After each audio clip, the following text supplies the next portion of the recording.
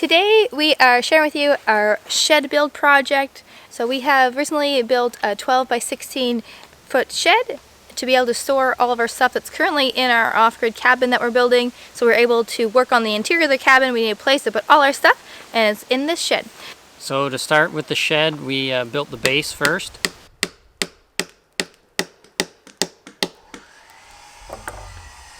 And so we built a floor and we set it on a couple 6x6 posts that runs to the ground on either side, and then ran some beams, 6x6 beams on either side of it, and then we built our floor on that.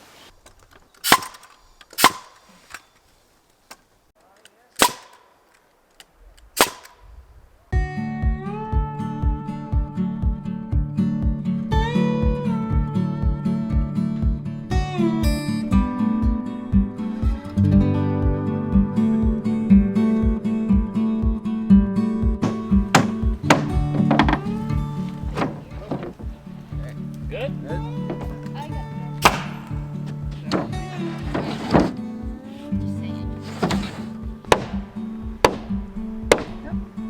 Perfect.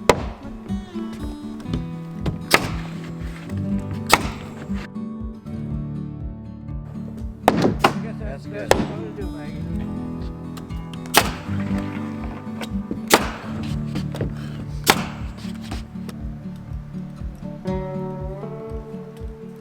The shed, it's actually a recycled shed that we got from a friend of ours. So we tore the old shed down at a friend's house like 2 years ago, 3 years ago, and we were planning on doing this 3 years ago, and as you know, things don't always happen as you plan, and so it ended up just sitting down here in pieces for a lot of years. And then this year we got home and we're ready to put the shed up. And so the foundation that Eric talked about, like the base, it was already built last year, and so we just had to add on the wood this year and then take all the little pieces of the walls and put them together like a puzzle on top of that floor. We don't feel like depending on wildfires. Clean that off before we. I'm surprised this lasted as it did. Like my dad and my papa built this when dad was a teenager. Oh my God. It's done. It served people well for many years. It was your dad's camp. Yeah, I'm glad you guys are putting it back together. That's cool.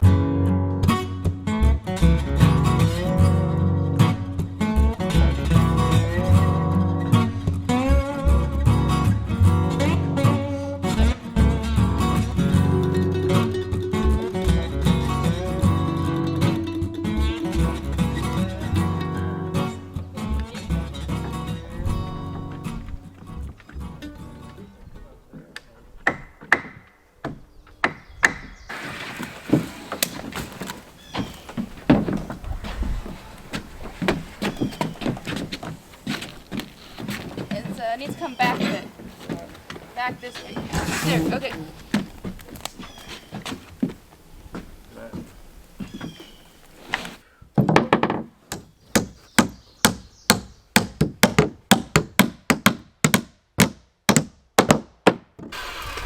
One, two. So some of the pieces weren't usable because they had deteriorated quite a bit, so we had to scab some pieces in and patch it together. And so we used some new lumber, but mostly it was the original stuff, which is good. So using the reclaimed shed and the recycled materials saved us a lot of money when building this. We only had to buy some 2x4s and then the OSB for the walls, a bit that were the parts that had rotted, and the plywood for the floor. So the walls are made with 2x4s and they're 8 feet tall, and then we put 7/16 OSB for sheathing. We were able to use the original rafters that came with the shed, which was good, and so we put those on, and then we boarded it in with a lot of the boards that were from the original one too. So for the most part, I'd say like 70% of it is the original shed, which I was impressed with. All right, Joel, which way?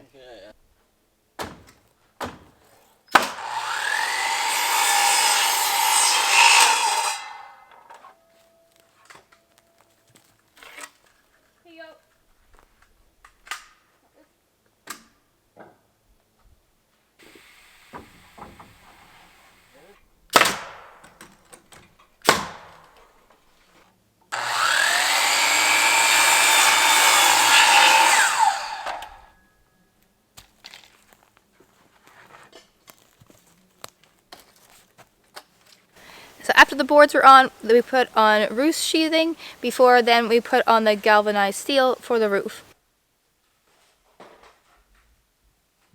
The day that the roofing went on, it was a pretty wet day, so Eric had to be really careful up there. And then we were able to, the next day when it was a bit drier so he could climb up on, he was able to put the ridge piece on. And then once the roof was on, it was finally keeping the rain out of the shed and keeping it nice and dry inside. After the walls were up and the roof was on, we did house wrap on the exterior to help keep the shed waterproof, since we're only going to be putting on siding next year so we can focus on the inside of our cabin. Next up was to put on the doors, and so one of the doors was a barn door that initially came on it, so that's for the back half of the shed, and it's wide enough that we can drive our four-wheeler up into the shed to keep it safe and dry.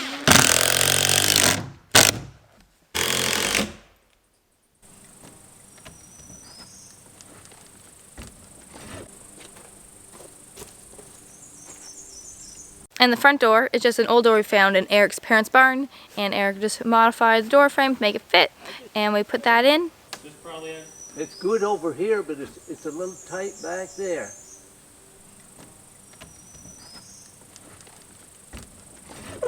Hey, that's perfect. For the windows, we have the holes framed up, but right now we didn't have any windows that were made that size, so we just had these random storm windows that my grandfather had, and just as like a temporary thing. So we stuck those on, and we'll be replacing them for some proper windows later on. But for now, everything is now watertight. And then we were able to start on the inside. On the inside of this shed, we decided to divide it in two. So we put a wall up the center, and that way we could have half of it be Eric's workshop for now, a tiny off-grid workshop, and the other half could be storage. So we decided on the front side we were going to put shelving up, and then we can store all of our things like Christmas decorations and random stuff until we're able to move into our cabin. And even once we're moved in, it'll be nice to have a place to store the extra things and seasonal things, since our cabin is not huge, and it just adds some extra storage for us here.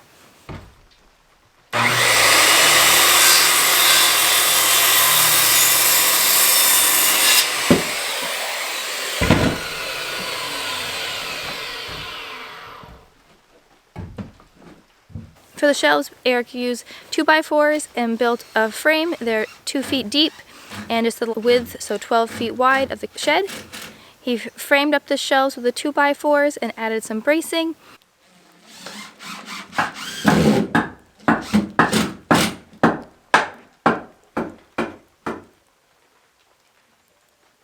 After the shelves are framed up, we added boards to cover it, and we made 3 shelves, although there's probably room that we could add another one in the future.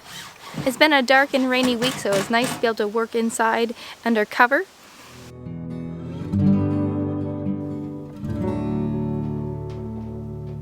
And now that the shelves are all in and the doors are on, we are able to finally move our things into the shed.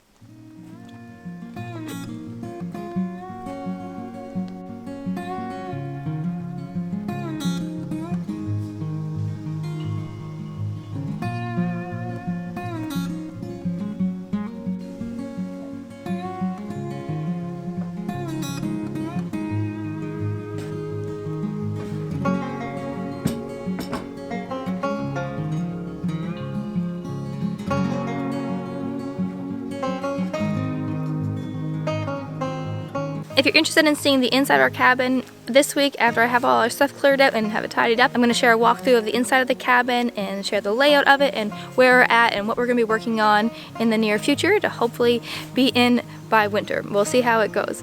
Thank you so much for watching. If you have any questions about our shed build, leave them in the comments and we'll do our best to get back to you. Have a great day, and I'll see you on the next one.